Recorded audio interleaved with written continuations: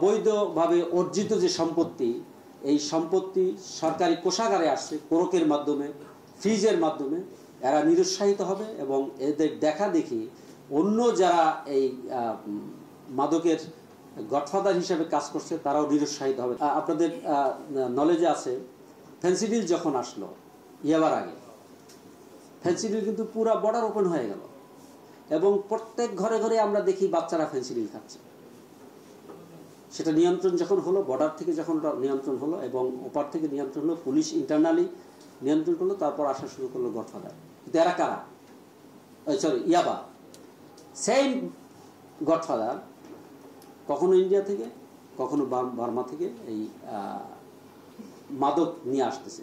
তো এখন আমার বিশ্বাস, যেহেতু গডফাদারদের গায়ে হাত পড়েছে, গডফাদাররা অ্যারেস্ট হচ্ছে, তারা আইনের আওতায় আসছে, হ্যাঁ, এবং তাদের অবৈধভাবে অর্জিত যে সম্পত্তি, এই সম্পত্তি সরকারি কোষাগারে আসছে কোরকের মাধ্যমে, ফ্রিজের মাধ্যমে, এরা নিরুৎসাহিত হবে এবং এদের দেখা দেখি অন্য যারা এই মাদকের গডফাদার হিসেবে কাজ করছে তারাও নিরুৎসাহিত হবে। কারণ তারা এটা কনফার্ম যে ধরেন আইনের যেই অ্যারেস্ট হবে তার সকল সম্পত্তি কিন্তু আইন মোতাবেক আমরা সিজ করব, সরকারি কোষাগারে নিয়ে আসবো।